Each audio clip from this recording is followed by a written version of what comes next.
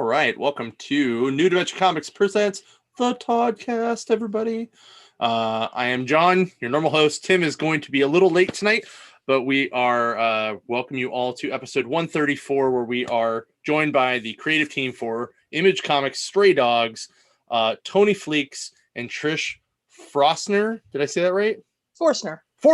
It's close. I switched the R and the O. My bad. Somebody in a review last night said Tony Floss, so I think you got closer. Close enough. It's totally like cool, the floss, right? Just as long as you don't like do that kind of like the Fortnite floss. That's just awkward. You never know what I might do. So that's true. That's true. So Tony, you wrote the book and you've done work with My Little Pony. You did Time Shopper for Action Lab. You did actually a lot of Action Lab stuff. I was really impressed because I'm pretty sure the last New York Comic Con I was at, I was working the Action Lab booth and handing out flyers for that book to come out. That book actually never came out from Action Lab. It sort of got COVIDed. Yeah. And so it didn't come out. They gave us the rights back, and we're going to kickstart it right at the end of Stray Dogs, basically. So, but cool. It's done. You awesome. Were promoting it when it was done. It's just sort of been stuck in limbo. Right. And then you worked on my buddy Sean Gabern's book, Black Betty. You did a couple covers for that. Yeah. You did some Miraculous book, Dollface, Zombie Tramp. You did Slayer, Heavy Metal Santa, which I love. And you did some other stuff too. Like you've done Garfield Grumpy Cat. You've done Rainbow Bright, which I actually bought because I'm an 80s kid. Sure. Me too. Yeah, you did Rick and Morty. Just finished this week. Yeah, that's some awesome stuff. So Star Wars Adventures. Oh yeah, I forgot that on there. That was on my list too. My Little Pony Transformers. Oh yeah, that had to be a fun one to work on because that's like the most ridiculous, like two things together. Yeah. It's it's like when you got the Happy Meal toys, like the kids' Happy Meal toys. You could choose they used to do boy toy and girl toy, but now it's like everybody toy, and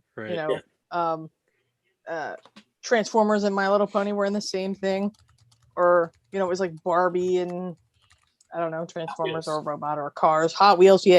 Hot Wheels. That was my jam. Oh man, I did love me some Hot Wheels. I will tell you that. Yeah, Trish worked on My Little Pony Transformers too. Awesome. Yeah, I was just gonna say, I'm pretty sure I saw that somewhere. Yeah, my issue comes out this month, sometime. Awesome. So Trish, you've also worked on mostly just My Little Pony stuff, right? Yep, outside My Little Pony. Right. And I've done some covers for other folk for random stuff, and now My Little Pony Transformers too. That's awesome. And of course, cool. Stray Dogs all along the way. That's awesome. I'm absolutely loving the cover work on some of these, especially like the Silence of the Lambs cover for number 1 was really, really awesome. Now, when you guys decided to, I know we're kind of skipping ahead, but but when you guys decided to do those covers like that, was that something that you just thought of as you were pitching the book as the Lady and the Tramp? Because it's always pitched as Lady and the Tramp meets Silence of the Lambs. So was that just because it was pitched like that was just a cover you guys thought of doing, or was that always like a joke cover, like an inner joke between the two of you when you were making it? Well, I think that it was part of it was like the first thing that you said. Basically, it came about. We weren't even going to do these horror homage things, right? Yeah, right. Image kind of was like, maybe we should do these so people know it's not for kids. And so we were like, okay, I guess we'll just do these. That's fine. Right. And so, of course, we started doing them, and people love them. Oh my gosh, that Silence of the Lambs one, so good. And they're very collaborative. I do pencils on them, and Tony does everything else. And they're great, and they come out awesome, and they look like the real deal. I want a whole wall of actual posters. Yeah, I want it to look like a video store, where it looks like a shelf in Blockbuster. The only thing that could have made them a little bit better is if they had little creases on them from being used too much. Yeah, or the stickers that say please rewind and horror and stuff. Oh, yeah. That'd be awesome. So, well, while we're waiting for Tim, I'm just gonna just do my normal NDC announcements of events.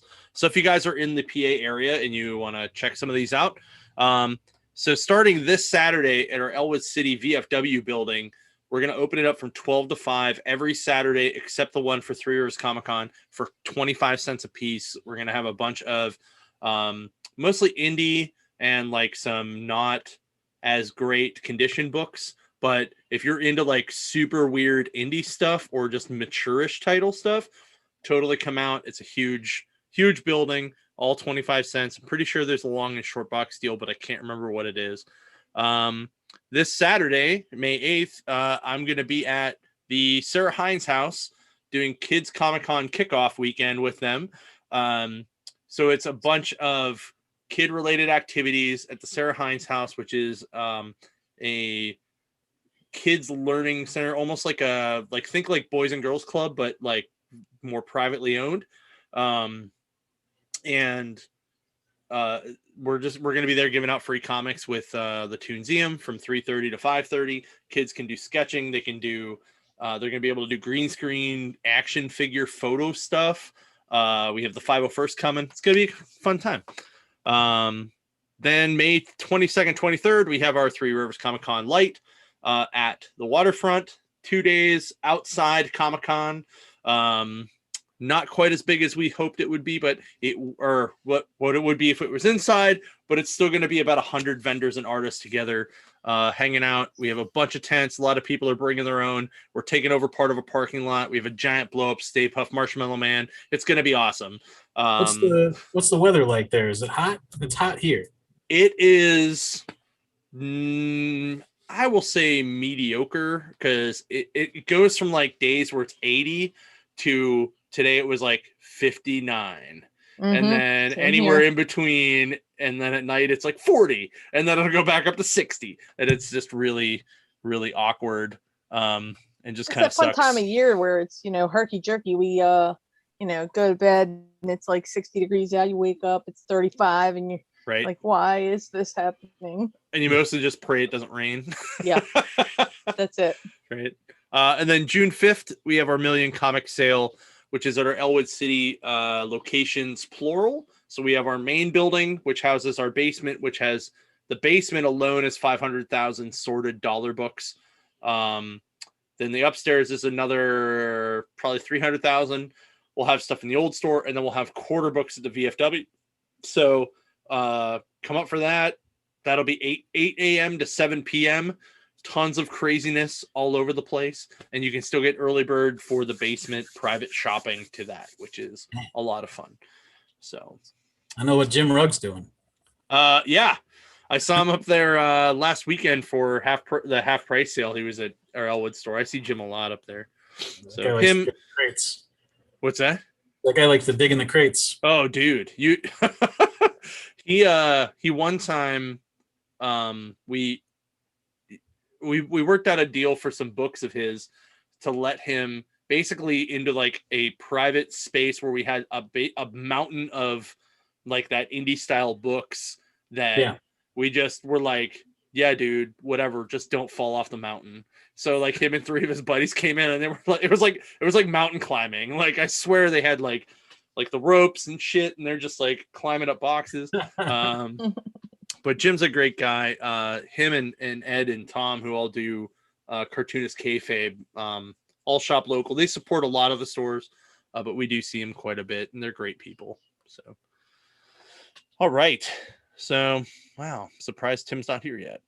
So that wraps up my events. So now I guess we can do origin stories. So this will be fun. Who wants to go first? Trish, go first. Trish. Yeah, I go first. It's origin shorter. Story. Don't worry, it's very short. So your origin story is just kind of like how you got into comics, maybe where you grew up, where you are now, how you got to where you are now in the business, things like that. And you can take as long or as little time as you want. Well, my story isn't very long, only because I'm a relative newcomer to all of this. So, my story, as far as being in the industry, starts around, I guess, 2017, 2016. I did my first covers for My Little Pony. And it just took off from there. They tried me out on some interiors slowly. I did a 4-pager, then a 12-pager for Free Comic Book Day that got COVID. COVID did. Yes, COVID did. Pandemic. It got pandemic. Yeah, it got nuked by the pandemic. And Get so disinfected. we didn't get a real comic book day, Free Comic Book Day that year. And so that I don't even know where that I have my copies, but I don't know where, I don't know if these other what the comic stores actually did with them or if they even got them. We got them. We did. Yeah. Oh. Well, I did a 12-pager for that. And then there was a story of Tony's in the back. And Cool. And then after that I got an issue 93 of My Little Pony. It was so cute. Very heartfelt story. One that I like to draw a lot of expressions and stuff. I've been drawing my whole life. Illustrations are my jam. I've, been slowly working on stuff. I have a lot of passion projects, stuffed animal development, merchandise stuff with like my art on it. It's really cool. I like to source that sort of thing and figure out how it works. And then, Stray Dogs came along in 2018. Tony and I were talking across the BronyCon. You're yelling at each other across the sea of bronies. Yeah, across the bronies. Was that the last one they were right? 2019 was the last one. Yeah, okay. And it was bananas. Yeah. But we chatted up at 2018 BronyCon and it just went from there. I was in from go and here I am. That's awesome. All right. And that's awesome. And you're in the you said the Baltimore area, right? Yes. What's your local shop down there? Well, I go to a couple. Collector's Corner is real local, and Third Eye Comics in Annapolis. I'll drive down to them. They have a bunch of locations now. Yeah. They're even opening a new one, I think. But they just opened one, I think, in Virginia, right? Mm-hmm. Yeah. And the Annapolis store's got all my people. Trish, shout out to all the Trishes. There's like 2 of them there. That's awesome. Yeah, it's wonderful when I go there. They're very welcoming, and we had a big little to do when I showed up with my first issue. It was really cool. That's awesome. Yeah, they made a big deal for you. They rolled out the red carpet. Yeah, I signed some books. I felt like a celebrity for 10 minutes, and then I went back outside, and the world was there, and I was like, oh. That's awesome. Yeah, You're all those guys here. are great. Like I've talked to Steve a bunch from Third Eye, and I really like their shops a lot. Yeah. So, all right, Tony, your turn. So I got how I got into comics. So like how you got into comics, what got you into, if you want to, and then like just like some of the stuff you worked on and how you got to where you are now. It's like, think of a superhero origin story. Yeah. This is your life. This is your life in 5 minutes. No, we could do it shorter than that. I started reading comics when I was a kid, and I started like collecting comics. Like I would always buy comics when I was around them, like when I would have lawn mowing money and I'd be close to like a grocery store or the spinner rack. But I started really collecting them every week in like 1991. Jim Lee X-Men #3, Chris Claremont's last one was the first one that I bought and was just like, oh, I got to get this all the time. And so I started buying regularly then, and then pretty much from then until now, I've been like a Wednesday, like I buy every week, except for a couple years in college, like everybody. And I always wanted to either make comics or make cartoons, like work in animation. And so I went to college for computer animation. And there I figured out, hey, Tim's here. Tim's connected. Whoa. Hi, Tim. I'm so sorry. We're in the middle of Tony's origin story. You didn't miss Trish's origin. Yeah. Don't worry, you didn't miss much. I'll go back and watch it. That's the beauty of digital, right? Yes. Yeah, so I went to art school for animation, and I figured out there that I didn't necessarily want to do that part of it. Like, I knew I wanted to draw, but I didn't, like, it was a lot more production in animation than, like, in comics, it's a lot more like getting your hands dirty and doing everything. Like I've worked in animation recently, and it's like the stuff that I would be doing would be like, this character has a cane or a plunger in this episode, so we need you to design what the cane looks like. And in comics, it's a lot more like think up the whole story or draw this whole story or this whole issue or this whole story arc. So I was more attached to that idea. So I sort of pointed my sights towards that. And then I went and worked as a graphic designer for about 6 years. And while I was doing that, I started making my own comics. And then I found publishers to publish my own comics. And my first comic came out and sold like 700 copies through Diamond. And I thought that was like a huge success. You did it. Yeah. It's more than I have sold through Diamond. So I found out recently that one shop that I knew ordered like 300 of them. So I was like, you mean I only sold 400 copies through Diamond? Like 400 unaware people bought them. But which book was that? It was called In My Lifetime. It's an autobiographical book that I did in like 2006. One of those black and white books that would have been in that mountain that Jim Rugg was climbing around on. Probably. But yeah, so I did that and I quit my real job and was just like, well, I make comics now. And then I struggled for about 6 years after that, just sort of trying to pay rent and figure out how to keep regular work coming. And during that time, I would do like coloring jobs, lettering jobs, anthologies and one issues, all like one-offs. And I got a job as an art director for a comics company that I was just like putting together books for them. And then I met the editor at IDW who edited Ninja Turtles, and I sent him samples for that. And my stuff is cartoony, so he was like, "Oh, Ninja Turtles doesn't want to do cartoony stuff right now." And I was like, "It's a cartoon." Like, but they're gritty. It's gritty. Yeah, they were doing the real style stuff. A week later, they emailed me back and he was like, "You know what is cartoony that we're about to do is My Little Pony. Would you be interested in that?" And he said it like I wouldn't be interested in that, and I was just like, "Yeah, that sounds great. I'll do that." And that was in 2012, and basically from then until now, so for the past 8 years or so, I've just been drawing My Little Pony almost full time. And in there, I've done different stuff, like all the stuff that you mentioned in the intro, and Star Wars Adventures, and sort of stuff that sort of grew out of just knowing people at IDW and working over there. I got to know those people pretty well. So like if they were doing something, I was like, they got the Back to the Future license, and I was like, "Oh, you got to let me draw something." And they were like, "Yeah, sure." And then they gave me the assignment. It was like old Biff from Back to the Future 2. And I was like, "That's not what I meant. I meant like something with the DeLorean."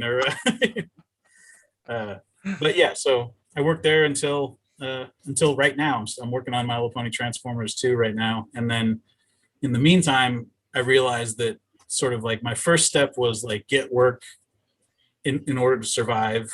And then I needed to sort of move on to the next thing. And the next thing is making your own stuff and having your own properties that will sort of work for you while you're not doing the work, like with Stray Dogs and with my other creator-owned stuff, like it'll be out there earning for me. I put it out on the strip and it earns for me. And then I can continue to work and still have, stuff out there that's doing its own thing. Getting to express myself more fully too, not just doing licensed stuff. That's awesome.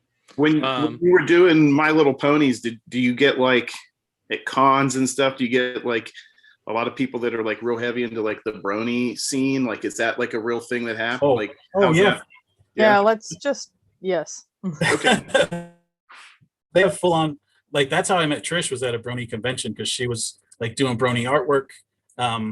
And yeah, I'd done tons of just straight brony cons, and it's great, especially working on like doing an IDW book. When you go to a regular Comic-Con, it's cool because like people will bring their kids over and stuff, and you're like a oasis for somebody where it's just like all superheroes or stuff that maybe their kids aren't into.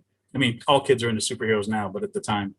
But then at a BronyCon, you're not just the oasis, you're like the thing, like it's like being Jim Lee at a comic convention. Like everybody wants the thing that you're selling.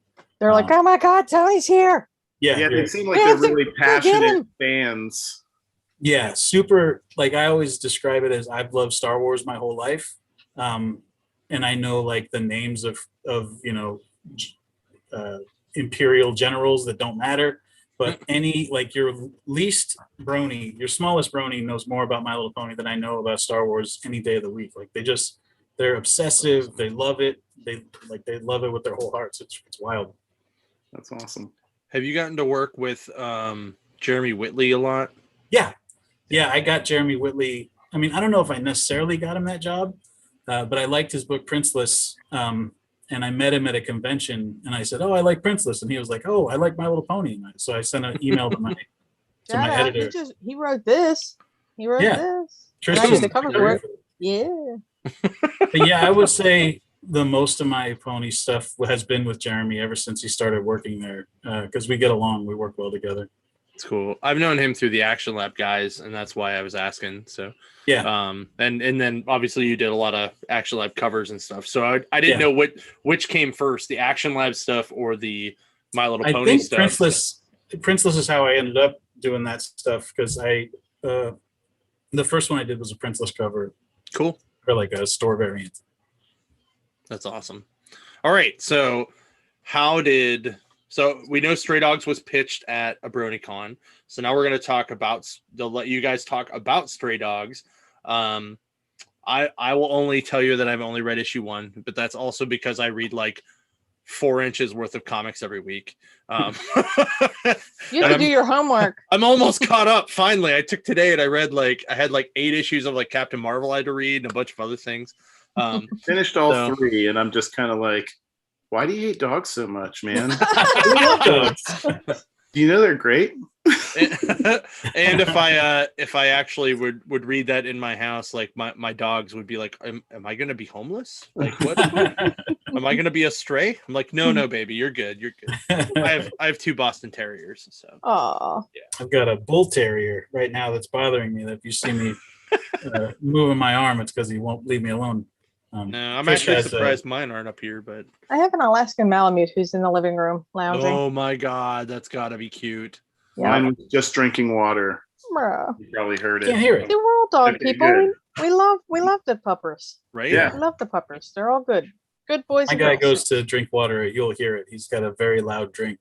People never know what it is. They're just like, is somebody walking through a swamp? What's happening?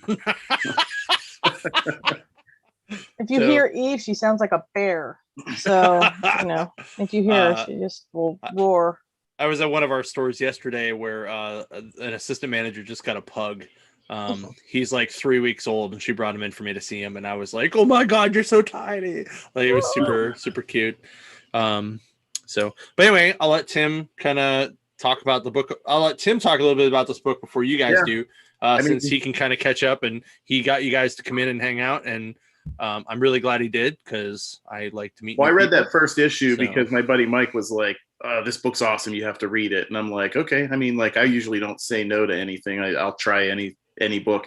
And I read it, and I was like, why do I need this book so much? Like, I love dogs, but I'm like, this idea is so amazing. And for anybody that hasn't read it yet, the setup, as far as like how I understand it, is it's a guy who is a serial killer, and he keeps the people's dogs as like kind of trophies. Yeah, exactly. So it was, I mean, and the artwork is crazy, because it kind of gets you into a comfort zone.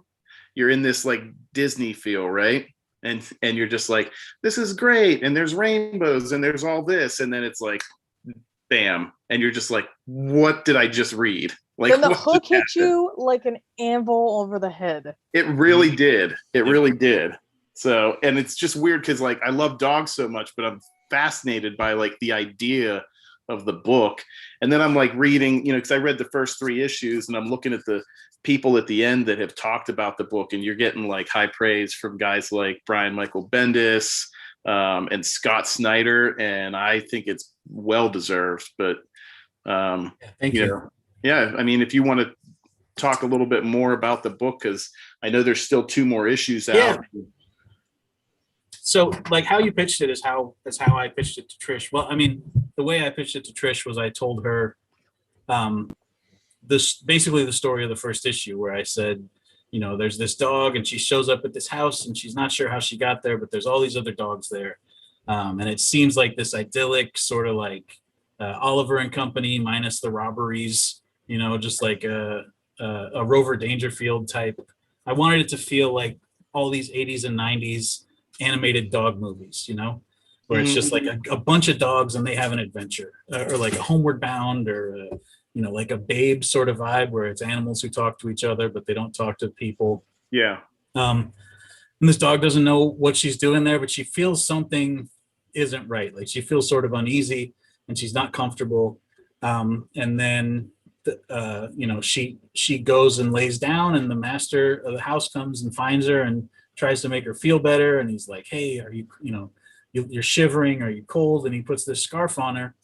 And when she smells the scarf, she has this flashback to someone strangling her previous owner with that scarf.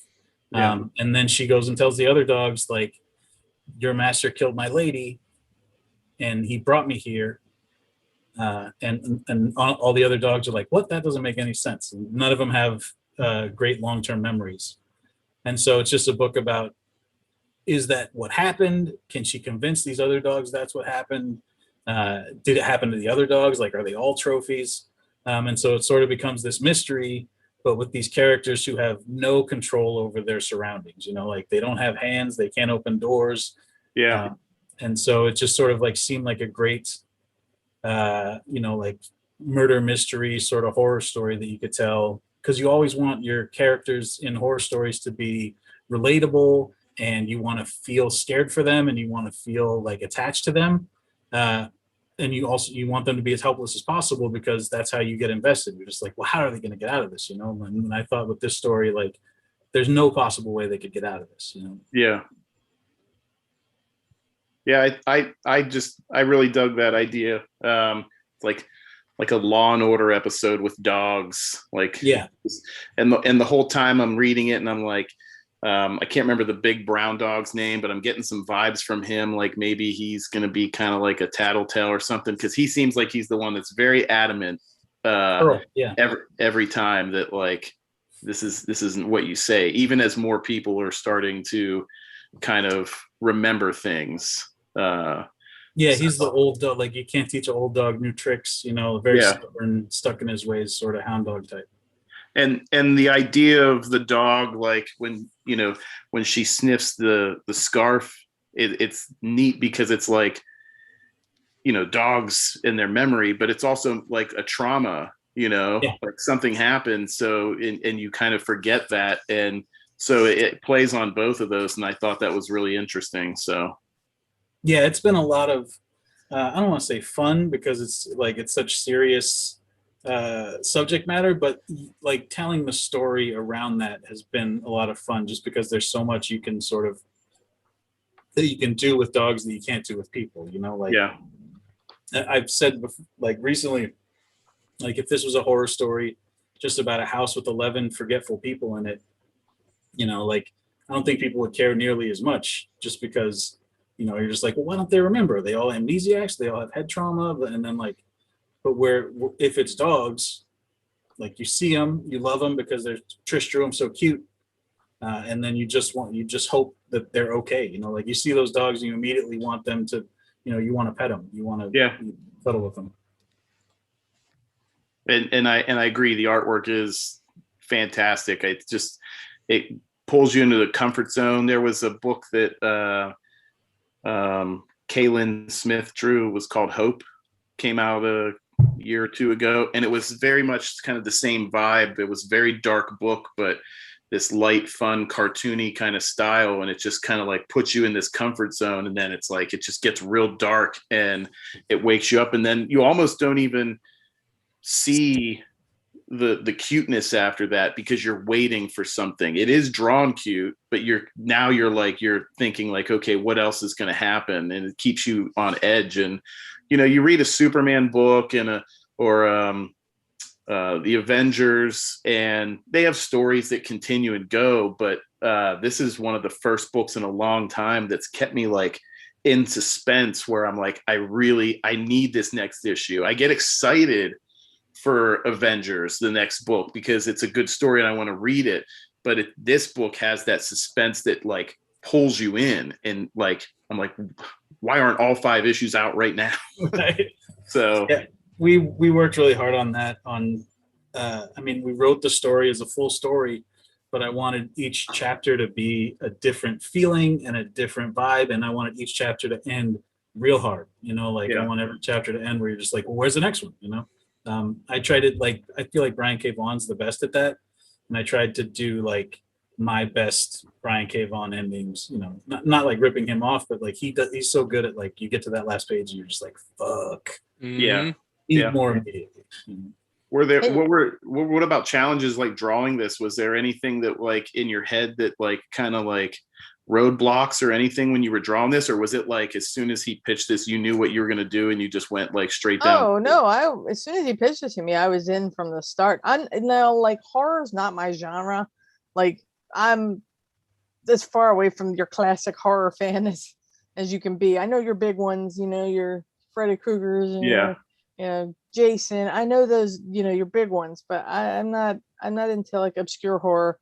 But like to me, this story was more like a psychological thriller until you get to issue 3.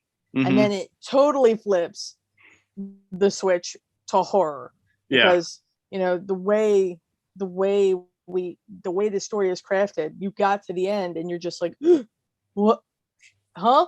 That was my reaction. Exactly. And then you turn that black page at the end and you're like, the heck, like why? Yeah. There's pictures of dogs. I had, you needed the palate cleanser at the end. Mhm. But I had so much wine after that. There was so much wine. But that part of the story is very, very pivotal and necessary. We've gotten a lot of feedback. A lot of people are like, how could you? You are horrifying. When's the next one coming? Yeah. Yeah. That was my vibe on it because I'm not a horror person either. Like every October when they start playing horror movies on TV and I just catch the commercial till probably Christmas time, I'm in the shower peeking behind the curtain every 5 seconds. My wife's like, why do you even have a knife in the shower? I'm like, in case I get attacked. You don't know. Be too safe. As far as like the designs though, like when we first talked about the story, Trish landed on what the designs of the characters were real fast. I think it was only like 2 or 3 weeks maybe of pitching characters back and forth. You want your tropes, you want your hero and your heroine, you want your tropes, and then you want your background kind of less involved but still personality driven. I don't know. They all had personality as soon as they came out. I don't know where they came from. It was like, I don't know, inspiration hit. But that's what all of Trish's artwork is, and that's one of the reasons why I went to her and why I hoped that she would do the project, is just because when she draws, like even when she draws My Little Pony or licensed characters, chipmunks or whatever, like they always have personality, and it's always more than the regular personality that they have. Like when she draws My Little Pony, you can tell that they have more personality than the ones in the show just because of how much she's putting into it. Yeah. So like even on like the first pass on these dog designs, you could see that like what this character would sound like or what they would care about or like how they acted. I don't think the designs actually really changed too much from the originals. I think we wanted like Gucci to appear a certain way. Gucci is the Chinese crested kind of weird looking dog with the little like with the little mustache. Yeah. So like we wanted her to be a certain way, and her attitude's kind of like reflective of that. Even though she's kind of weird looking, she's still kind of a diva. Yeah. Sophie, like I think you got Sophie right off on the first try. Rusty, we went back and forth a couple times. I think Earl, more color for him. A couple times. Mm-hmm. But yeah, most of them were just, that's good. That looks great. Did you try to put certain personalities with certain breeds that have been like, I hate to use the word tropey again, like, but I mean, because like everybody always thinks of like the Scottish Terrier style, like as like a douche kind of, or like the bulldog is kind of like the meathead moron guy. So did you did you specifically go, all right, I'm envisioning this breed of dog with this character, or did you just kind of let Trish kind of go nuts after like with it and just be like, what do you think? We had so many dogs that we could sort of go a bunch of different ways. Like sometimes we would go against type, sometimes we would go right for a type, like I want this to be very specifically this, like Rusty is like the alpha leader dog and he looks like the lead dog in a cartoon about dogs, and same with Sophie, like she's the final girl, she's like the horror movie girl, and she's just like this cute little blonde dog, so like a lot of times we leaned into it, but sometimes we like we went the other way. Like there's a poodle who's not like your big feminine like diva character, is just like a regular dude, and so sometimes we would go against, sometimes we would lean into it. It was a lot of dogs to sort of to try a bunch of different things on. And we got to kind of place our own dogs in there a little bit, like personalities, like Roxanne is the Malamute, she's very pretty and fluffy, nurturing. Yeah. Very, very pack oriented animal. Then you've got Killer and Aldo, the buddies. I like them. I like drawing them together. They're really cool. I think that's what gives those last pages a lot of power too, is because you did capture personalities in each one of these dogs, and that's very much what it's like in real life. You get a dog and their personality shines through almost instantly, whether they're shy or playful or whatever. So you connect with them so quick because of that, because it feels like a real dog that you're getting. So then it really makes those last pages just kind of like bam. Hits you straight in the heart. It does, especially the third one. How could you? We were accused of cheating. Remember that one? Yeah, a reviewer this week came on and said that if you're just cheating, people only love these characters because they're dogs. Yeah, if they were actual people, no one would care. Well, Chris Moreno in our chat said if it was My Little Ponies, they would have solved the mystery straight out of the gate, one and done. It'd have been one prestige book, and that's it. Yeah, they got magic. Magic, got everything. done. Yeah. Yeah, there's a really crazy a part of the chat where we've now gone into the part where the sequel should be called Paw and Order Special Victims Unit. Not SVU. Gross. Well, it's SLU. Yeah. And like a ponies version, and just a bunch of other stuff. I recognize a lot of those names. That's really cool that some of those guys are hanging out with us tonight in the chat. So I was just talking. I went to a store today to sign some books, and a buddy of mine invited me over to watch them do their orders. It was like very educational, like what stores are looking for, and sort of was helpful as a creator. But they were talking about doing a sequel to Stray Dogs, and I had to tell them because we sold the property to Paramount before the book even came out. Like it's in development as like an animated horror movie. Oh, awesome. But when they bought it, if they do it, yeah, we got our fingers and toes crossed. But when they bought it, they also stipulated in the contract that they also own, like, if we did the same thing with cats, they own that, or with rabbits or whatever, like stray, anything else where they're the captives of a murderer, they own all that. So now it's a matter of like, if I wanted to do another one, figuring out how to own it ourselves and not just give free stuff to Paramount. But that's high level discussions and stuff to figure out. We could do a one book one-off where it's the same story, but the serial killer's a cat and the cat doesn't care. It is a cat. The cat goes from owner to owner, and she keeps moving from house. The killer is the cat. Well, I mean, cats don't have any kind of remorse. So yes, I would I'd buy that book. I think that's they would eat your soul, then they would just slit your throat while you slept, and then eat you. Yep. Yeah. I won't do it if it's snakes. Yeah, that too. I won't do that either. So. I don't even think Trish could make those cute. What, snakes? Yeah. I can make a cute snake. Probably. You think so? All right. Challenge accepted. She's like, hold on, while you guys talk, I'm going to draw this really cute snake. Hold my beer. Where's my paper? I don't think I have much paper, but man. I will make this happen. Hold on. Oh man, You here guys we keep go. talking. I don't think you can do it. Oh, you don't? I've told a lot of people. I have full and total belief in you, Trish. Go for it. Go for All it. right, hang on. I got a pen and a line paper. This is the least professional thing I've ever done. That's how the first Stray Dog sketches were. They were all on line paper. That's Trish right. would do Oh, little and notes at work. 3x3 notepads. I have a Yeah. day job, like a nerd. You know, I go to my day job, and of course, you know, while I'm taking phone calls or whatever, I'm doodling on a 3x3 notepad, and I'm sending him a picture. He's like, "Is that a 3x3? Like post-it note? What the hell?" Yes. Don't Don't Yeah, judge. eventually- Don't judge. Eventually, when we do the big Stray Dogs, you know, like super hardcover thing, it'll be all the back of it'll look like a Chip Kid book. It's just like note paper and a photograph of a napkin that she drew on. Yeah. I've told a lot of people about this book after reading it. But there's somebody had mentioned, I guess you have a Kickstarter. Is there any like what other projects do you have coming up down the line? Anything you want to talk about? Yeah, we were talking in the beginning. John had mentioned this book I did called Time Shopper that was supposed to be an Action Lab book, and it sort of got COVIDed. It was going to come out in February of last year, I think. It's way delayed.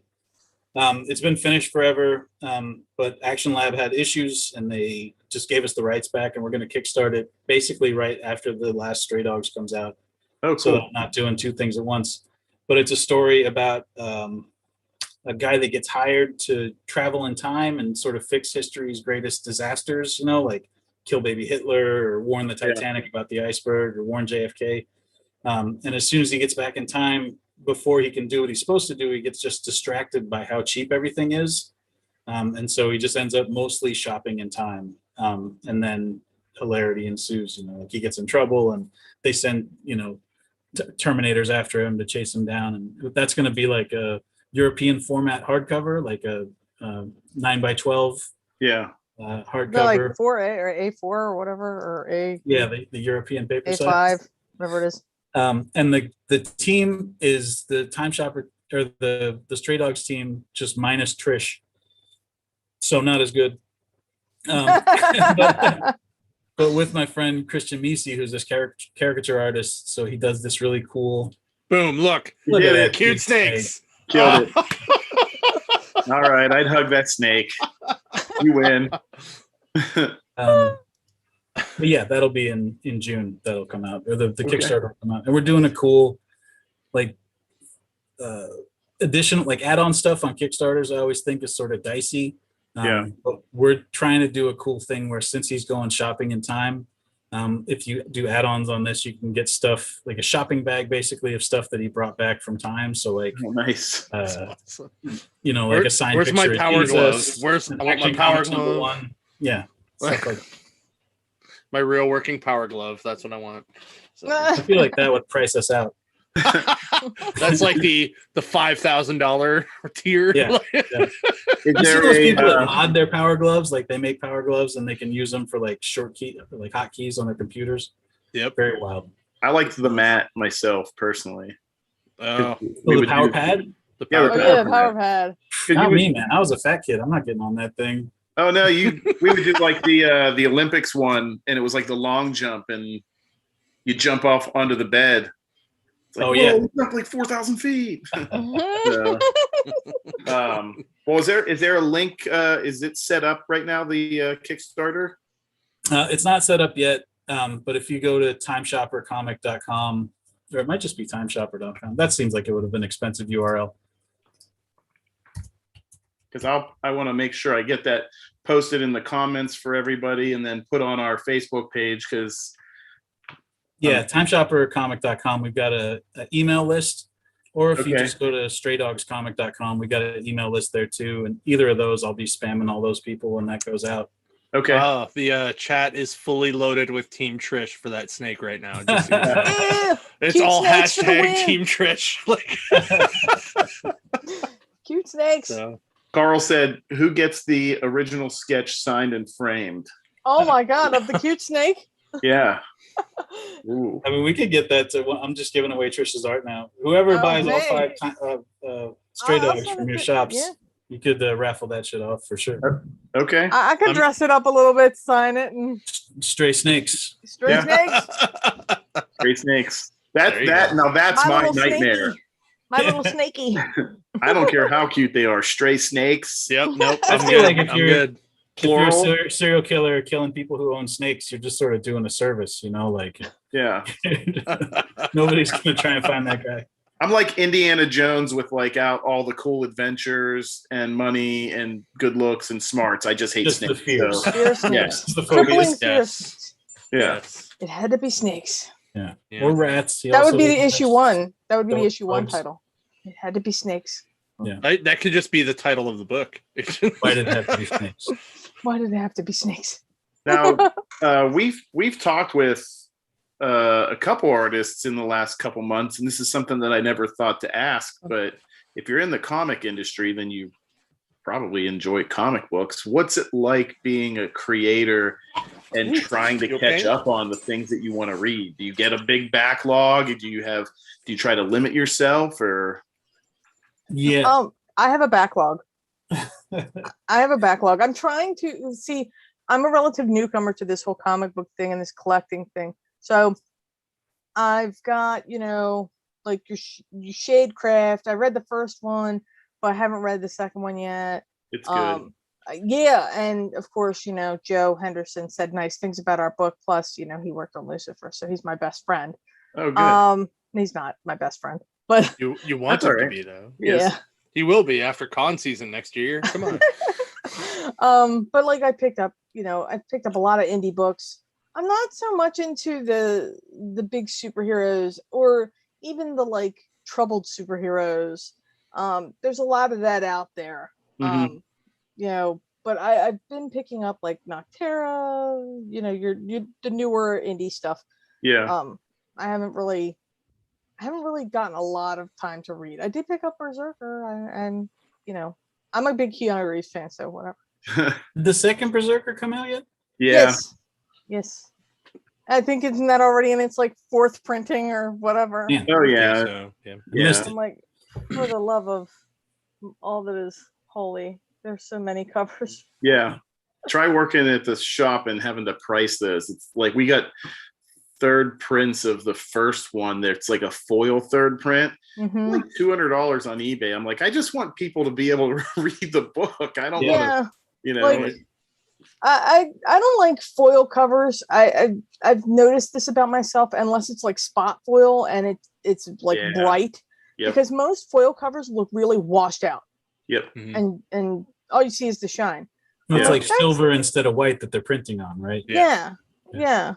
And it's like, guys, can we do a white hit on this, then do something like? Oh my gosh, no. Yeah. This looks Back in horrible. my day, we had chromium. That's what you really want. That's what Yeah, shines. see, Well, I think what was Shiny. it? Boom last year for free or for local comic shop day did a lot of like that goldish foil. Oh, yeah, that's instead, true, they like did. bronzy, and Yeah. it looked really good. Like the Dune book, the Power Rangers book, like a lot of them looked really, really good like that. So and I have found myself picking up a lot of blanks. Like my personal stash of blanks is getting unmanageable. I'm gonna actually have to draw on them, Yeah. at some point. So when you go to shows, are you going to take some of those and then just do whatever people want? Cool. Yep. I will try to find you and have I you do think something I've got different. I know I've got a stack like this of My Little Pony blanks, just huge. Just Yeah. I found them on eBay. There was a shop in New Jersey that had like boxes of them, and I said, "How many can I buy?" He said, "As many as you want." I said, "Give me 100 of them." I have 100 it, blanks. Wow. Was it Jetpack? Yeah, Yeah, I got used a to have good like deal. a deal with those guys. I got a real good deal one BronyCon. It was all different covers too. They were all different issues. And Yeah, I remember I bought like 500 from them one time and just sort of like would take them to shows over and over again and just sell them. hmm and people love them. I mean, I've gotten more and more into like I work a lot digitally and I'm very non-committal. So I've been trying hard to really get physical media going. I have, covers that I've done like ink and pen, and I've got the Copics and all that good stuff, the good stuff. Yeah. And I'm just I lack commitment when it comes to like It's weird putting not an having ink on him. I don't have Control Z. I can't Yeah, get undo. rid. I'm like, oh, what's happening here? No. I've been going back and forth between digital and traditional a lot lately. Like the Rick and Morty series that I just did was all digital on my iPad, and the last My Little Pony stuff I did was all digital. But then My Little Pony Transformers, like I know there's an aftermarket for that. So I was like, well, I'll draw that on paper, but I still lay it out the same. So I've drawn all these little tiny ponies for me to draw. And also because the scale of like a pony with a giant robot is like your pony has to be like that big for it to, like here's the robot's hand. Yeah. And so if I'm doing it digital, I can just zoom way in and draw the pony and it looks fine. But on paper, like I have to really, like my eyes are not good anymore, I discovered, because it's just like I can hardly even see where I'm supposed to put these details. It just means you need a bigger piece of paper. Yeah, do like a Will Eisner where it's like the size of my kitchen table. And that'd be awesome. Yeah, that's been my problem, but I don't have anything big enough that I could like print. Like I'd have to take it to a shop if I were to like lay out digital and then go. Mhm. But I did a 10-pager for My Little Pony Transformers 2, and I got to draw a cowboy robot, and he's awesome. Nice. Yeah. Oh man. Yeah, it's so over the top. I love it. That's awesome. Our one, my one coworker Chip is a huge Transformers fan, so I think he's working or just finishing up, so he'll really enjoy watching this and I getting. will tell you the colorist made my lines on this robot look so good. Yeah. I saw the PDF of it recently before they send it to print, and we kind of give it a once over just to make sure all the colors are right and everything. And man, that colorist did a hell of a job. I don't know. I like to think that sometimes the colorist can be the savior of, what I think is a horrible set of lines, and they really did a good job, and props to them. Colorists, you guys. I never do horrible lines.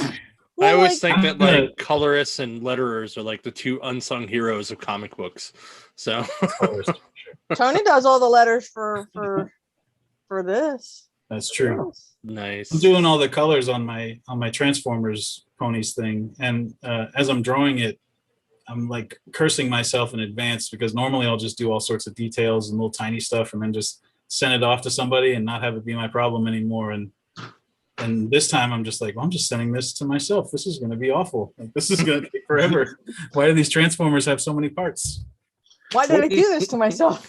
What's that process like since you do lettering? Because I don't think we've talked with anybody that's done lettering before. Yes, we have. So have we? Yeah, we talked to Justin Birch, who's done a lot of stuff. So I'm not. I'm interested how that works. Like, do you do a lot of it by hand, or does it depend on like? I do it in. It's all in Illustrator, but I drew the balloons by hand. Like if you look in Stray Dogs, like the balloons are sort of rough and look a little more natural. I tried to make them look organic so that they would sort of fit with the story. I basically just do it when I write stuff. Because I want to have control over it until the very last second, as far as just like making changes. Yeah. And I have a lot of like guilt and shame, where if I was working with somebody else, I would feel so bad about saying like, hey, can you add another dot to this ellipses, or can you take, like just little stuff that wouldn't matter to somebody else. But if it's me doing it, I can just open up my program and make a quick change, and then it's, it doesn't hurt anybody. But yeah. But because I came in comics doing a little bit of everything, like I know how to letter, and also it saves us that cost, as a creative own book, like we got to pay for everything up front. And so that's just sort of a way for us to save that, whatever, $30 a page or $40 a page. Well, I love it. I'm excited for the last two issues, but also nervous for the last two issues. And I'm looking forward to, this, whatever you guys have coming up down the pipeline, because I feel like this might be like your breakout thing.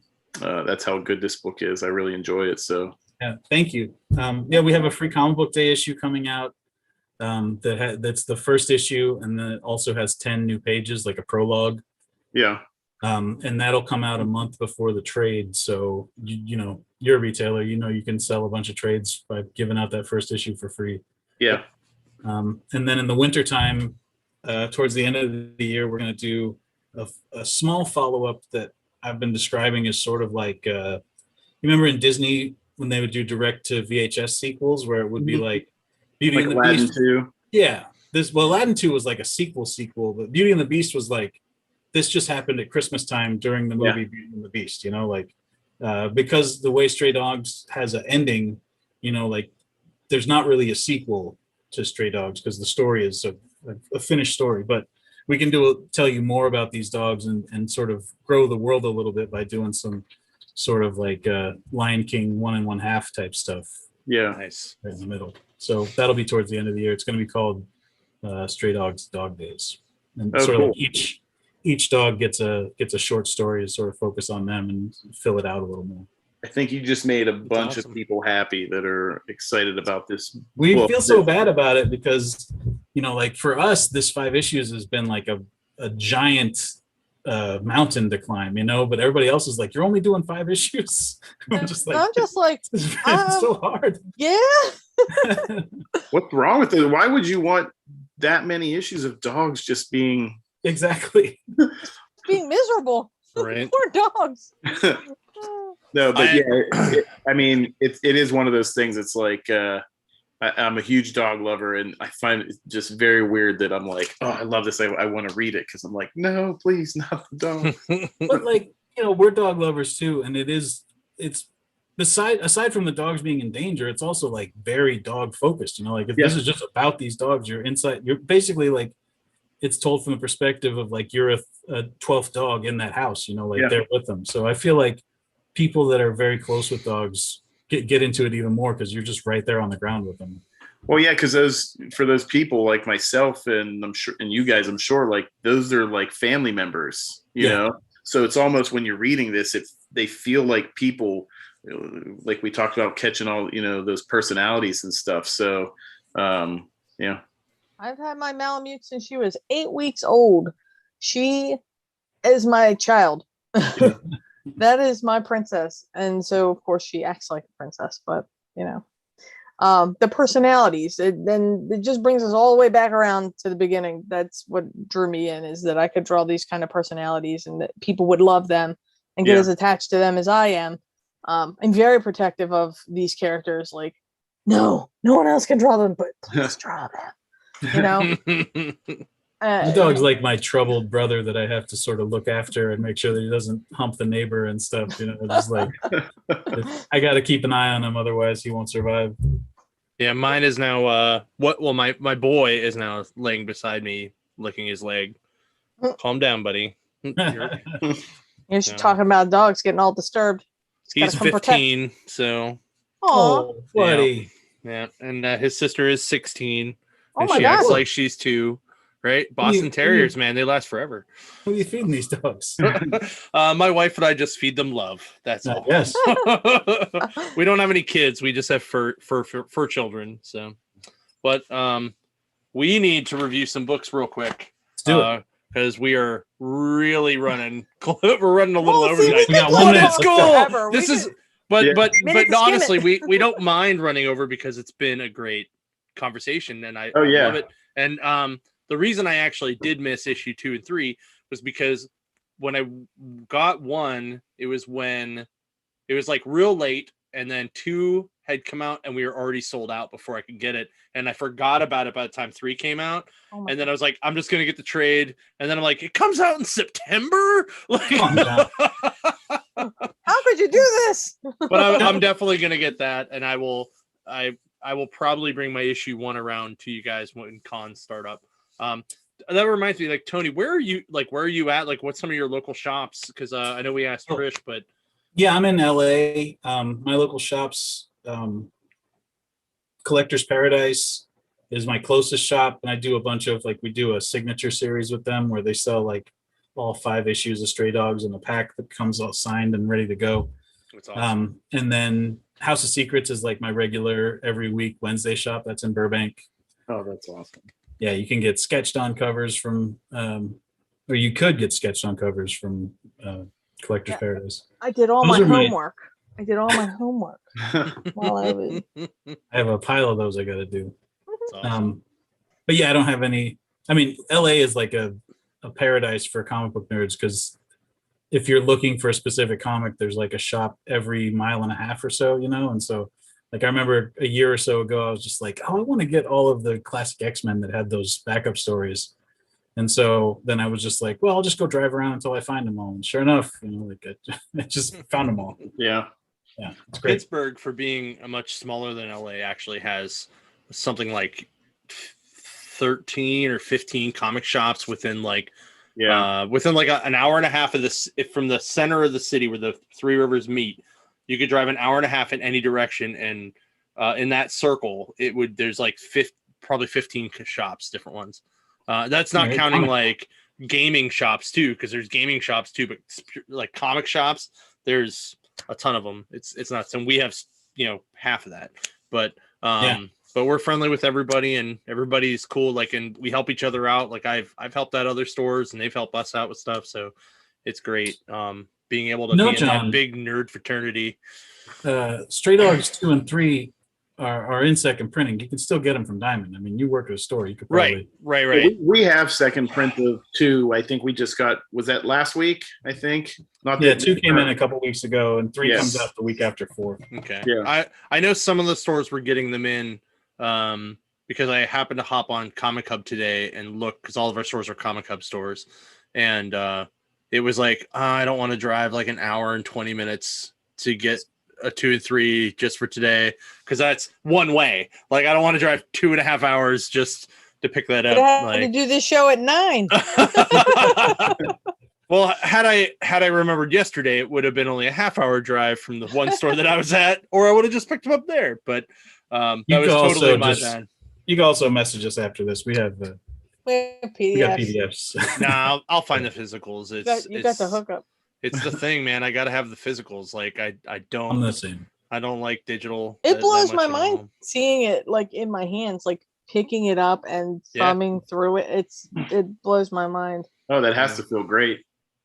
It's so weird seeing my work in print and then seeing, it's just even bizarre. just like, like when we draw them, we're drawing them one page at a time. And so back when I was writing it, I thought about like how the pages would face each other. But then it's been so long since then that like to see them, the pages in spreads facing each other is like a whole nother, like it's a different experience than what we've been looking at on the screen all this time, putting the book together. It's very Sometimes bizarre. you look at it and you're like, oh, this page didn't line up the way I thought. And then you flip the page and you're like, oh, this was awesome. I'm glad I did this. Yeah, that's awesome. That's very, very cool. All right. Reviews. Let's talk some reviews real quick, Tim. I make them quick. Cool. So yeah, me too. You want to go first? Yeah, you can do first. I'll do mine first. Yeah, because I did Heroes Reborn. That came out this week, and it was awesome. Okay. Well, that's your first book, so go to town, my friend. I was a little confused when I first read it because the issue 45 of the Avengers I thought was going to be like the setup for Heroes Reborn, but this opens up like there's a mystery. Blade's the only person that remembers what the world is like. Everything is centered around that the Avengers were never formed. And there's a lot of just really good splash pages by Ed McGuinness in this. And really cool mashups of characters like Silver Witch, which is a cross-up of Scarlet Witch. And then when her brother died, she absorbed his powers. You see a Doctor Doom that has the gem of Sidorak, or however you say it, and becomes Dr. Juggernaut. Yeah, hold on. I found that. Yeah, and it's insane. Like, just yeah. He has Doom on his knuckles. Like, my god. It's just a fun book. It's Jason Aaron is just continuing his trend from his Avengers series, where he was just doing big, bold, fantastic things and taking chances, and he's doing it again in this. And this is very much like what would it be like if Marvel could do DC's characters better than them? That's what this feels like to me. You've got, yes, so on the left, you've got your Superman, then you've got your Flash, your Wonder Woman, your Lantern, and your Batman, essentially. So who's the Wonder Woman? In the middle, Yeah. I don't remember what her name is. Okay. Squadron Supreme lady. Yeah, she's Yeah, from I was going to say they're all Squadron Supreme. Yeah. Right? Yeah, they're all Squadron Supreme, and admittedly, I don't know too much about them. I always thought they were kind of lame because they seemed like DC knockoffs, and now I kind of like the idea of seeing if they can do those characters and do them better because they are kind of lame. Like Hyperion, his costume just drives me nuts. Like you have like a wrestling belt sewed into your underpants. Captain Atom, thing on your chest. I always thought his design was a little weird, but it was a really fun book. It's a lot of bold splash pages. I'm not going to give away the ending, but that's essentially what it is the Avengers never formed.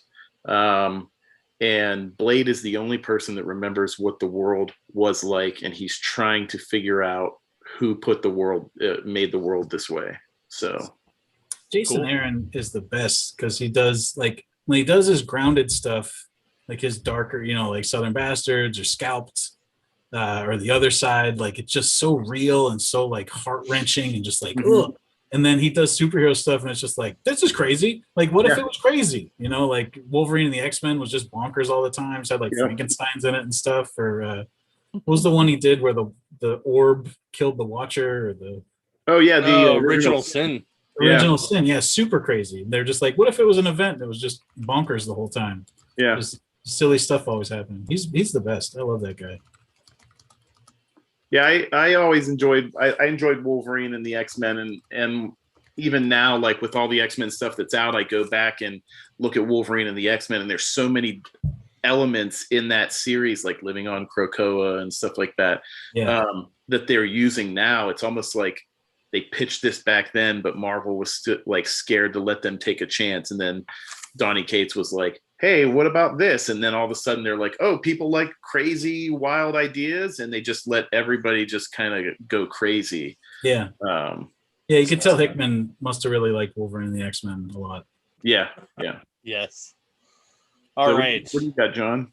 My first book is Marjorie Finnegan, Temporal Criminal, from Garth Ennis and the guys at AWA Studios. This book is crazy. So it's pretty much think like, oh man, just literally think of like almost like a female Captain Jack, but a thief more than just like a weird time agent.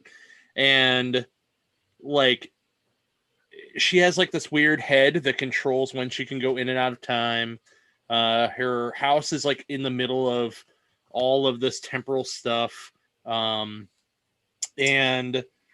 she just robs things, and she has these weird time agent tools.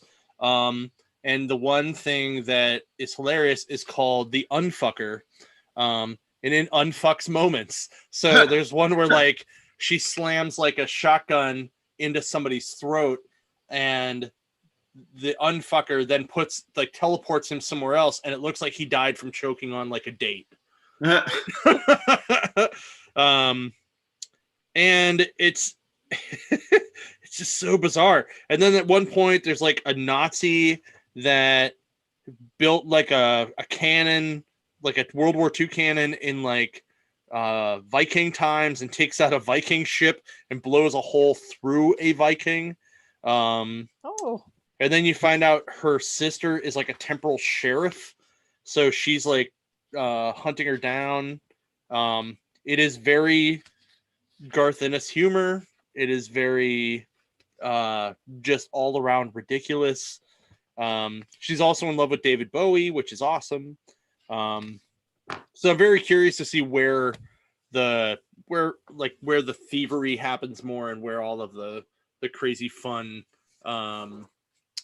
heists will take us in that book. I just think it's going to be a grand time. So Time Shopper right. Kickstarter launches June 20th. June 20th. Excellent. Nice segue.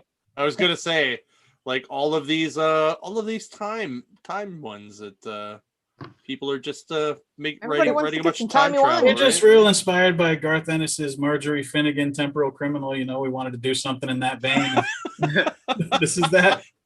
Right. Well, I'm just wondering if like somebody leaked the idea to him at some point, but he said it was like his backer says something like it's like 3 different stories he had all put Yeah. together. But as soon as I read that, I was like, as soon as I even heard about this book, I'm like, what was that other book that was supposed to be about time and stuff and something similar to that? And it was your book, but it had never come out. And that's why I was like, I could be like Garth Ennis ripping you off, buddy.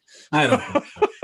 This sounds like Garth Ennis did a Dynamite book that my buddy drew called like A Train Called Love, or a train. It was like probably 5 years ago, but it's this kind of Garth Ennis where it's like the madcap, you know, like adventure, Yeah. you know, like people on a run, just moving real quick and getting off jokes and violence and stuff. Sounds good.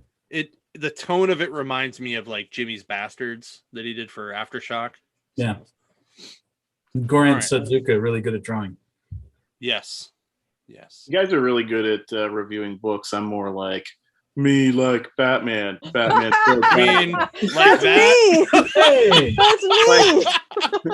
Like you get like real deep and you find these moments and these things in there, and I'm just like Batarang. So I'll get better. I promise. Lies. I mean, So I segue here. I did Batman 108 because this whole story, Tinian and Jorge Jimenez, these guys are killing it. You know, this is a new world. I think we talked about this before after the detective, where, you know, Bruce Wayne does not have all the assets that he once had. He now has a garage that he trains in somewhere through the city, and they have these little mini bat caves everywhere because everything's been destroyed and taken by the Joker. And you have these new criminals called the Unsanity Gang, I believe is what they were called. And they want to give power back to the people. This book starts right where the last one left off, where Batman wants to find out more about this group. And he brings back a classic character. Matches Malone is back, mustache and all. And he meets this character, Miracle Molly. This is the first full appearance of her. That's all I know. Yeah, it's the first full appearance. She's a really cool character. She's kind of reminds me a little bit of the Carly from the Falcon series that they just did, with like, you know, what her mission and stuff is. But this was basically Bruce Wayne trying to figure out what these guys are up to. The background story is that Scarecrow is he is just torturing Gotham City in the wake of the Arkham massacre that happened, and he's not using fear toxin. He's trying to do traditional things because he feels like he can really, like, it means more to him now. If I can scare these people without using any kind of a drug or something, then I really am the scariest guy, and I control fear. And I kind of like that aspect. I thought it was really interesting, him trying to scare everybody without using anything but traditional methods. He follows people and leaves little scarecrows in their house, and they don't know how he got there. So the story is essentially Miracle Molly matches Malone. They're going over everything, what this group is like, and then she calls him out. She's like, you know, Batman, I don't know why you came here in the first place. And he's like, how did you know? So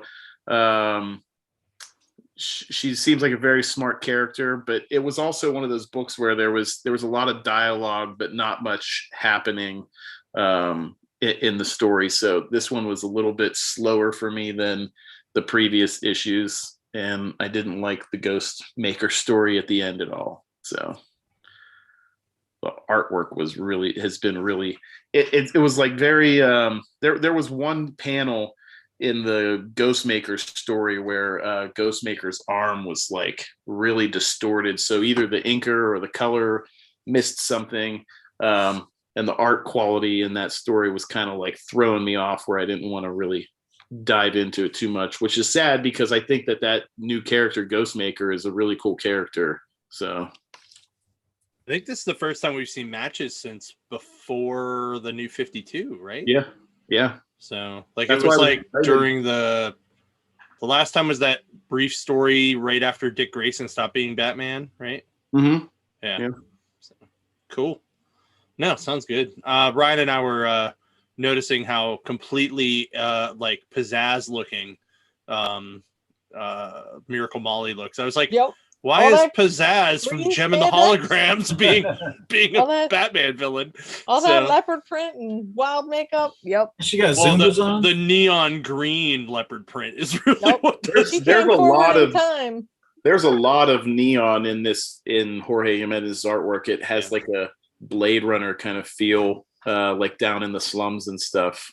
Nice. So I don't know if you can see them, but I've got Gem and the Holograms Funko Pops up there. Right. Oh, I do. I do. There's Gem and Possessed. So when you said Awesome. Possessed, I was like, yeah. I mean, I saw the see the the Kool-Aid resemblance. Man and all of the Care Bears earlier, but I did we're the not. misfits. not We're notice gonna those. get her. That's all. That's right. Man. The Misfits The songs, songs are are better better. anyway. It's That's true. It's true. I have that I want- entire run. I wanted that love movie to comics. I be- love it. I wanted that movie to be good. We I don't yeah, talk that about was that not movie. yet. So that there was a movie. I mean, Yeah.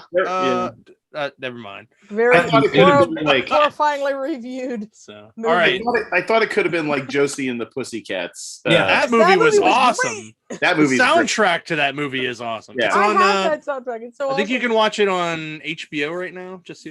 Mhm. Anyway, my last book is Eden One Shot from Colin Bunn, an Aftershock. This is a oversized prestige format one shot. Yeah. And I really dug it because it's kind of like this weird Twilight Zone episode. This girl comes into a tattoo shop and gets a tattoo. She's like, I want a butterfly, but I don't want it to be anything that looks like a regular monarch. I want something cool, like something original. And he's like, all right, cool. I guess I'll do it. And she's like, no, I want you to do it freehand. Just do it.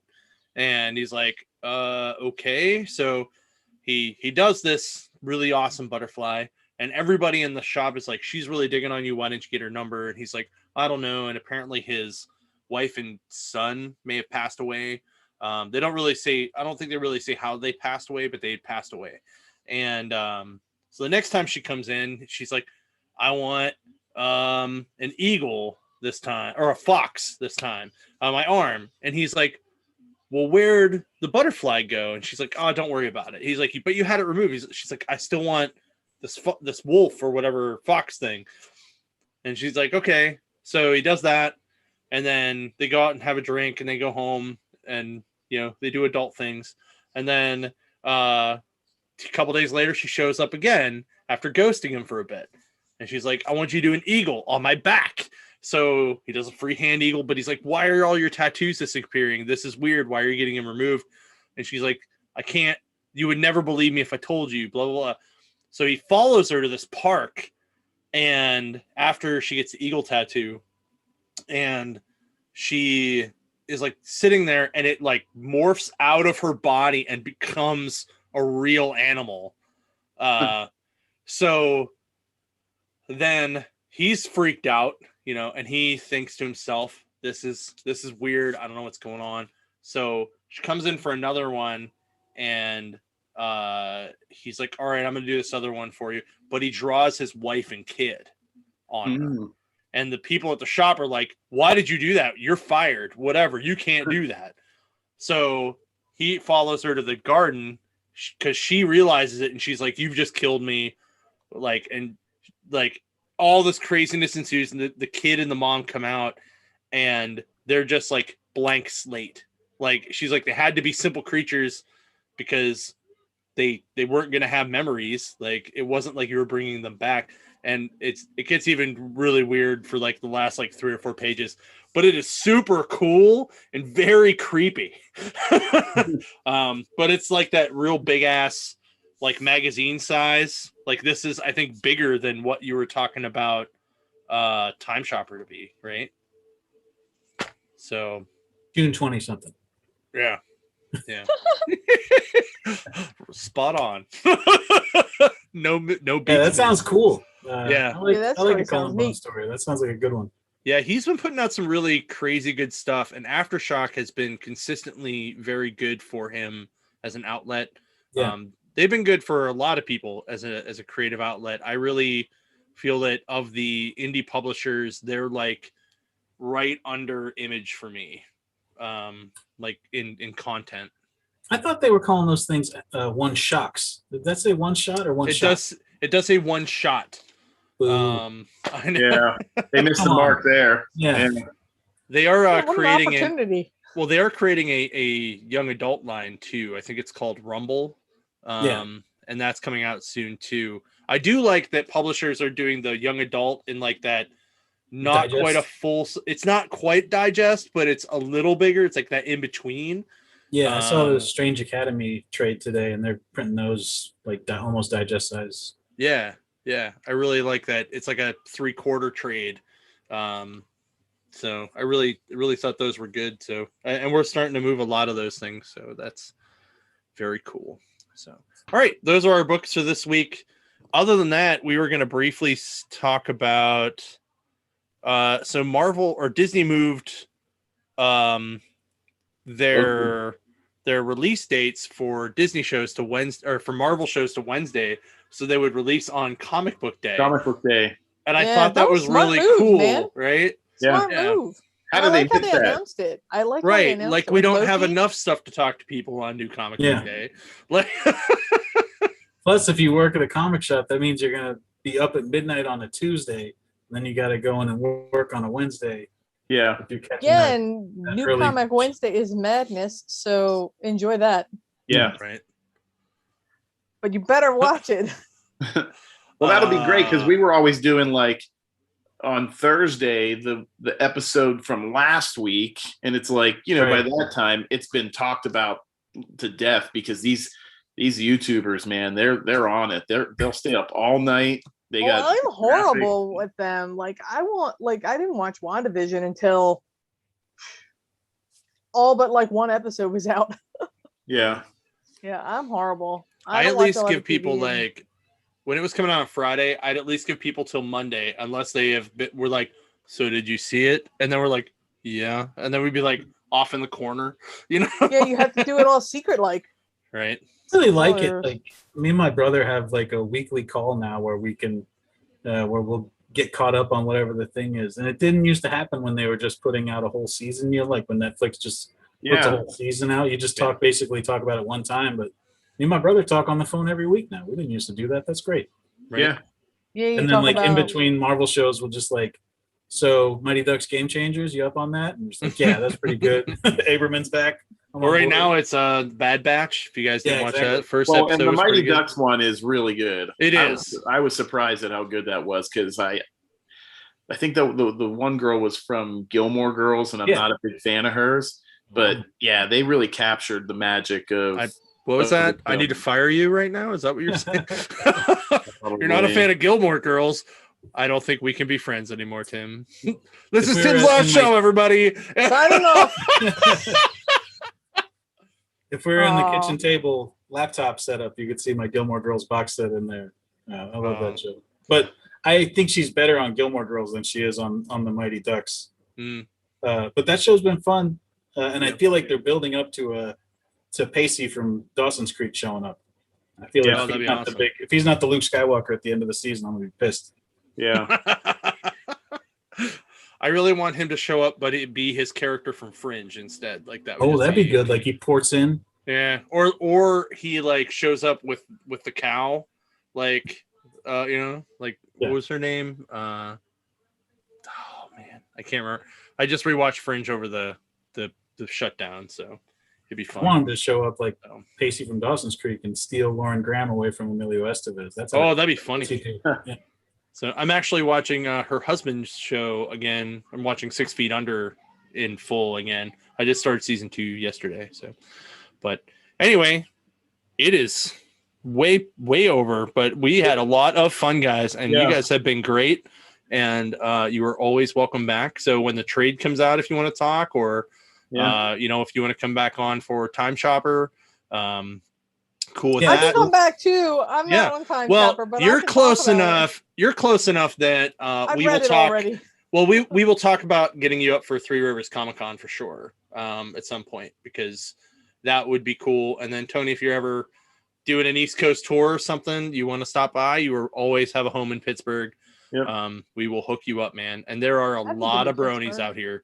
So. I haven't been to Pittsburgh since I was the long time ago. I went to a furry convention in Pittsburgh. Anthrocon. That was a long time ago. Yeah. That's the biggest one in the country, is the one in Pittsburgh. I think it might have been like 2002 or something, whatever. Yeah. I keep hoping furries catch on to stray dogs, and every once in a while we'll get like little bites, but I don't think it's broken in the furry community big. I feel like that's because the they're whole not secondary anthropomorphic. Like if they were like on their hind legs and they used their hands, we'd be rolling in furry money. I just think it's cool that you can be animal control and still be considered a furry. Like you're still part of the community. Yeah. Like it's very Even interesting. though you're like a dog catcher. Yeah. We have a lot of furries that shop in the store. They're really good people, so they get a lot bad rap, but they're really good people. So much like bronies. Bronies get a bad rap. Every community, every fandom has its dark corners that we don't talk about, and we just like as far as bronies are concerned, it's just a big party for those guys. We just you either have the bronies that are like they want to talk to everybody, they want to get in your face, they want to say hello, they want to party and be happy, and then you got the ones that kind of hang out to the edges and they don't talk to anybody, and you're just like, hi, all the way over there. It's like did you read the My Little Phony book at all that came out, the one shot? It's like the old school bronies from like the 80s with like the mohawks and then like the newer guys, like where the mane goes all the way down the back. And that's actually something they do, and they're like, oh, you new school bronies aren't as cool as us old school bronies. And like, so there's like two groups of two, and the old school guys first get like the mohawks, and then the young guys get like the mane that goes all the way down the back, and then they decide that they are going to become actual like part horse. So two of them, I think it's the old school guys, get the horse heads, and the other guys become centaurs, basically, right? And because they do that, they become the 4 horsemen of the apocalypse, and they bring on the apocalypse to the world. And they go to like the creator of My Little Pony's house, and she's being like eaten by a demon on the floor. And they're like, which one was better? Which version is better? And she's just like, no, you need to go upstairs into my safe and watch the video. And then she like dies from being eaten, and they go up there and they pop this VHS, and it's actually about frogs originally. And they're like, oh, so should we go get pancakes? Like, what's going on? Oh, and then it just ends like a handshake. The spell is broken. Yeah, but it was really, really funny, like how they were going back and forth as to which version was cooler. Because like I grew up watching the classic stuff, because I would always watch He-Man, and then it would be on right after that. My sister would be like, oh, if I have to watch your show, So that's why I liked Rainbow Bright and Jen and the Holograms and all those things. And I never really quite got into the newer stuff, but I liked how things got a little more licensed. Like I liked that there was Dr. Hooves. Like I bought a Dr. Hooves because I thought that was cool. I had to buy the 10th Doctor one, like the David Tennant one, because that's the only one that matters.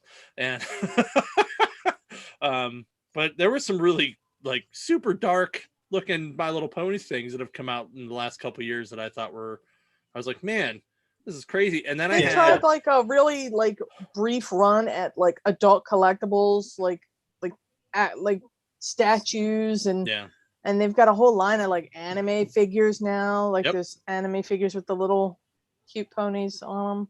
yeah, I mean, oh my gosh, the things that have come out for grown-ups because of this brony movement. Oh my gosh, it's Yeah. just no, I it's- mean, I love it. I think it's cool though. You know, I Yeah. think it's awesome. Like any kind of fandom that can get that big is cool. I mean, in my book. BronyCon was the biggest, and 10,000 bronies in one place.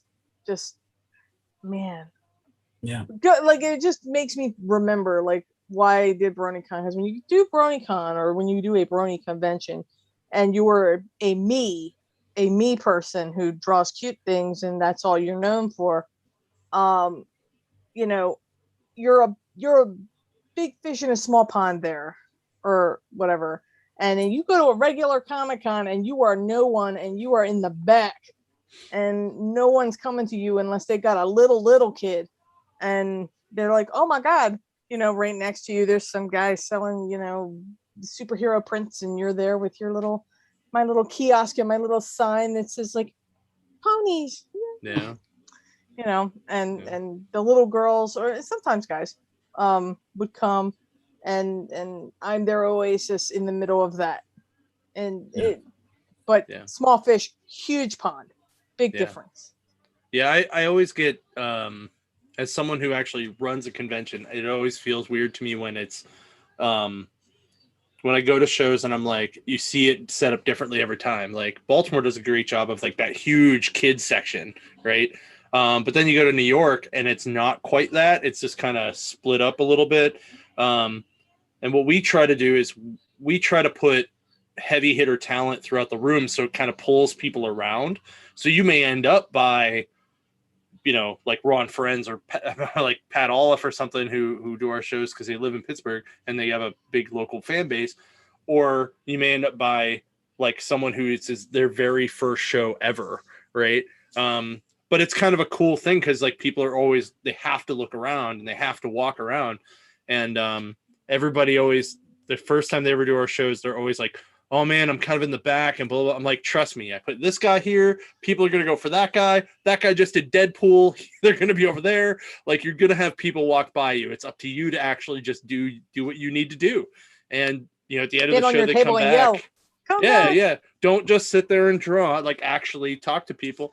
Engage. And yeah. I'm like, if you can engage people, you're going to do fine here. And every one of them at the end of every single show is like, oh my God, you were so right. So, and, we just try to do what we can and have a lot of fun. Our shows are like our show is very much like Baltimore because it's very comic focused. So I think Baltimore Comic-Con only really recently started getting into having the entertainment like folks come, like the TV show people. That's how I got to meet Haley Atwell. They've been doing like they've been doing more than 2 of them per show for like the last 5 or 6 years, but for a long time it was just 2. So, and they held that pretty quick, and we have yet to have a TV movie star really. We're holding out for like Michael Keaton to be like, I'm going home to see my family, or Ming-Na Wen to be YouTube like stars. That's it. Someone told me I should go find Ming-Na Wen's parents because they have a Chinese restaurant in downtown, and be like, if we get you to cater our party, like our after party, can you get your daughter to do our show? I met her too at Baltimore Comic-Con. I was awesome. like, okay, but only if I can talk to her about ER. Like that. Because that was my first introduction to her. That and Chun-Li, when she was Chun-Li in the terrible Street Fighter movie. That sounds like a several year like project where first you just get catering from her parents and don't even bring it up. Yeah. Then build it up, bring them in, do like your creator dinner at their restaurant too. Put a lot of money into that restaurant, make good friends with them. Then year 3, that's when you spring it on them. Right. We'll see what we can do. I'm sure she comes back to visit them, so we'll see. So I really appreciate you guys coming on. Thanks for answering my my messages. So Yeah, of course. Sorry we sprawled. We went like a half hour over. Nah, it's Oh, all no, right. Yeah. you're fine. We're It's fine. always fun. So as long as it's not eating up, your guys' time, and you're not Tim, like for you, we went 10 minutes over. Yeah. Yeah, that's true. I mean, I still got 25 minutes before Grey's Anatomy, so we're cool. So Listen, I season gotta get finale back to tonight. So Trish understands. You just had surgery, right? Yep. I'm about to have surgery. I had an MRI, and they were very slow. It was Aw. 4:15, and I got out of there at 6:30. holy Yeah. cow. Did they give you headphones at least, or were you just in there No, hearing? I sat in the waiting room forever. I'm like, and then it took like 20 minutes to do the MRI. I'm like, this is ridiculous.